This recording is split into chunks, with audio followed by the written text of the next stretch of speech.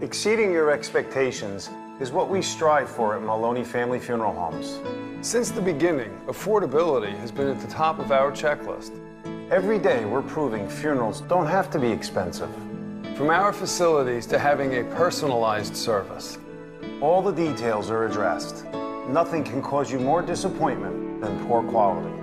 Make it special, make it Maloney.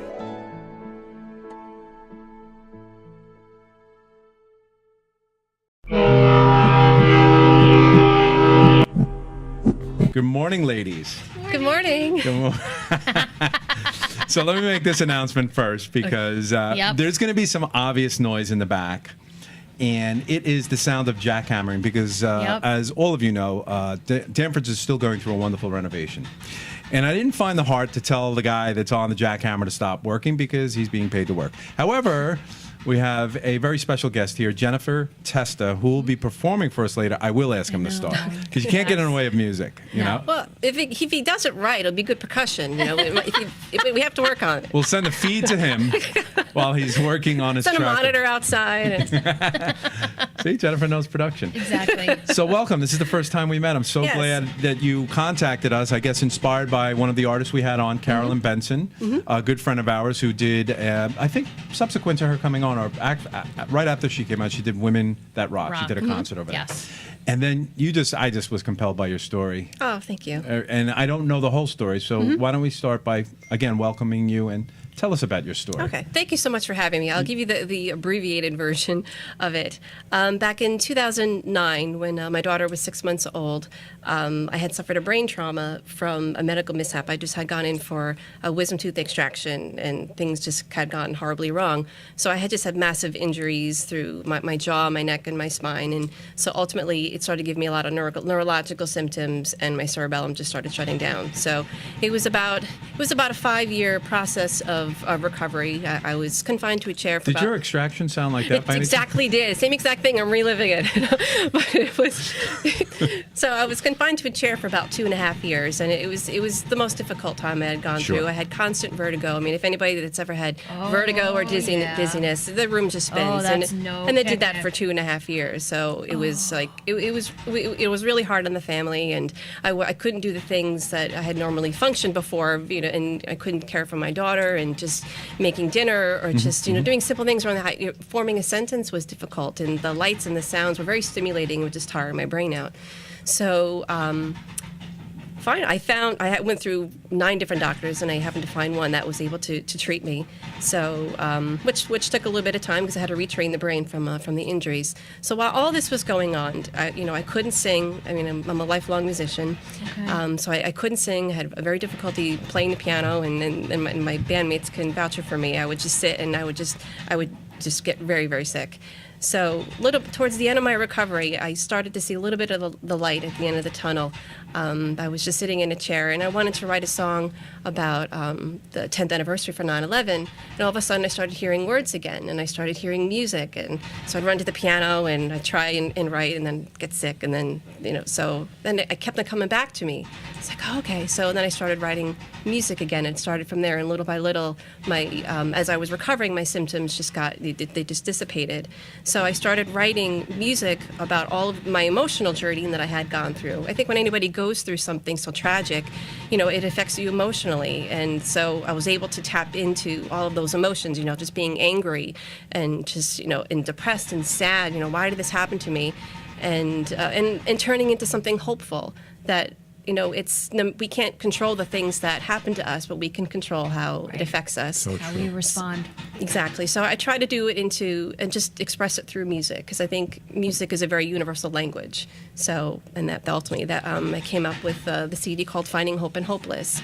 So, initially when I first started doing this, I'm like, I'm going to come up with a CD. That was just never the case. And little by little, the more songs I was writing, it was like my epiphany, like, oh, this is my story.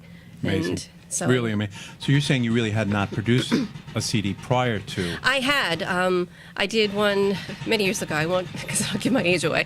I did one back in '97 called Reflections of the Heart. I did one with my bandmates, You're the Vine, You're the Branches. I've written music for theater. I did over 51 act plays, 4 full-length plays. I produced for people. I was an actress for years, but I've been a lifelong musician. Did the whole country club thing. And really cool. Yeah. Where did you grow up? I grew up in Quorum, and I moved to Port Jefferson back in 2001. Wonderful. How long was the recovery, and are you still having symptoms of? No, I'm good. Thank God. Awesome. It was about, I'd say, from beginning to end, it was about 5 years. 5 years. 5 years.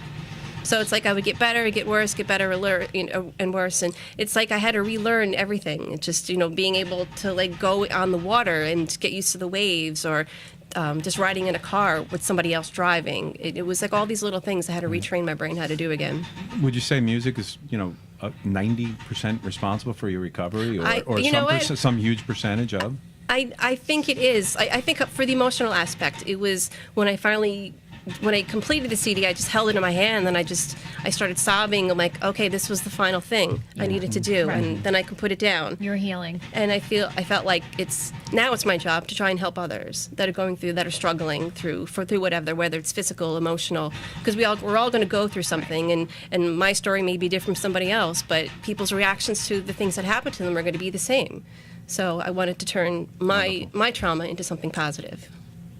So there's a lot of spirituality I see and feel with you, looking at this. Mm-hmm. Is that something that's grown with you, or are you always kind of in that spiritual mode in music? I would say that I've always been spiritual, but when I was very sick, and kind of took me to that dark place. You got more spiritual quickly. Well, actually, no. It kind of took me to a darker place, because I was just like, how could this happen to me? I couldn't sing. I couldn't do. I was just angry. Why me? Exactly. And I was that way for quite a long time. And thankfully, I had a very understanding husband that knew, like, okay, she's going to get to the other side of this. Right. So I just had very supportive family, and then little by little, I was able to come back and be a better person than I was before. Fantastic. You play live a lot. I know you have a show coming up. Tell us about that. I mean, is it a performance that you do regularly? Yeah, we decided last year we're going to do a Finding Hope and Hopeless tour. So we've done multiple shows. This is our first one of 2017, and it's going to be held at St. Charles Hospital at the Infant Jesus Parish, the chapel, and that's April 30th at 4 p.m. at Infant Jesus Chapel. And that's your chapel, isn't it? Yeah. Yeah. Wow. Yeah. Great how this works out. Yeah. My son made his communion there. Okay. Yeah. I'm the choir director there as well, so that makes it a little convenient. Okay. Tell me about your bandmates. You reference them as if they've been with you for a long time. Yes. My bandmates have been with me since what? Well, she's looking at me. It's so long I can't remember. 94? Since 94. Wow. Yeah, I remember they used to tease Pre-internet. Me. Yeah. When I first started the group, they were like, "You're not even old enough to drink. How are you going to run a group?" So, but yeah, we've been together. We have Mary Timmons, who's going to be joining us today. She's been with us since the very beginning, and she's going to play the guitars and vocals. And then we also have Denise Rohde. I almost said your maiden name. Denise Rohde, who has been a lifelong friend for, and just one of my dearest friends. She plays the flute, and you've been with us pretty much from the very beginning. You did take some time away to go to school to get education, and then we have Margaret Fisher who's sat with us today. She does percussion, and she's the vocalist, so she's been with us since '94. Have you been? Great. Go ahead. And then we have one more who's not here today. John Blanco. He's the rock star of the group. He plays the guitar and has vocals. Oh, very good, very good. Yeah. So there's another one that's not here today. Cool. Have you been to the dentist since this mishap? Because you have amazing teeth, so I know you.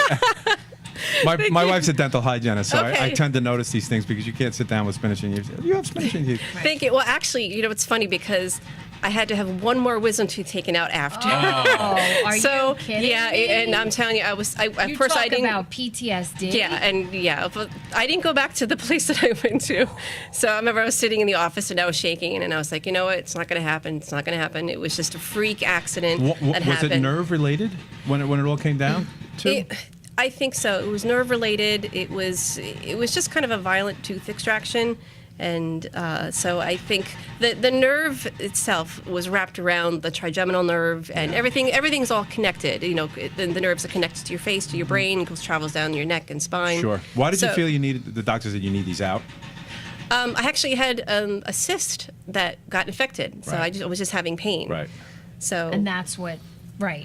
They said, "Oh, your wisdom tooth needs to come out." Okay, no problem. Simple for most people. Routine. Right. Oh, thank God you're okay now. Yep.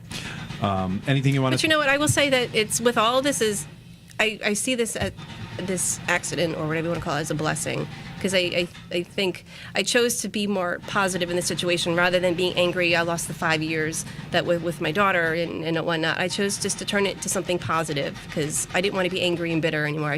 I wasted too much time on it, so I just see this as a blessing. And doing the concerts and helping other people is my next chapter in my recovery, or just to help others. And telling your story, because you don't know who that one sentence that you say could really transform and change someone else's life. Yeah, just the title amazing. alone. This is a daily thing people should say to themselves, quite honestly, finding hope in hopeless. Right? Yeah. I feel.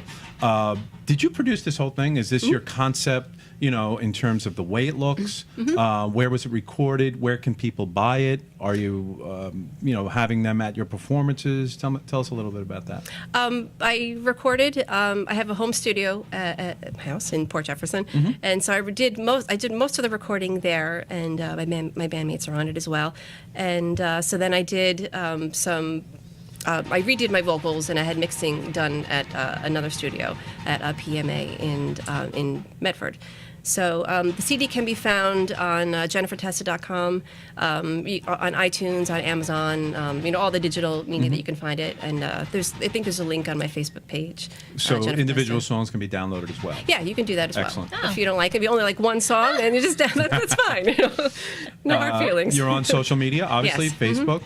Fantastic. Tell us about the song that you're going to perform for us today. What might be the inspiration for it? Okay, the song is called Believe, and actually I haven't thought about this in a while. The song actually came from, I was working in a country club at one time, and I was at the point where I was just very sick, and it was hard for me to continue my work. And so I remember I was driving home from my last gig, and I was just crying in the car, and then it was like that epiphany that hit me. Sometimes the best road to walk is the one that can't be seen, and I knew that there had to be something better. And if I had stayed at that doing my normal gigs on the weekends, I wouldn't have been inspired for something else, to find more music and find another outlet. So that's where that song came from. Not being afraid of change and allowing yourself to explore. Right. Yep. Right. All right. Well, let's go to it. All right, cool. Let's watch you perform. Yes. Believe. With percussion in the background. Yes. We apologize again for that. Yeah. Thank you so much. That would be the time. I'm going to try to stop that. Okay. So, Thank you so much. I appreciate let's set it. up for that. Thank you so much. Okay.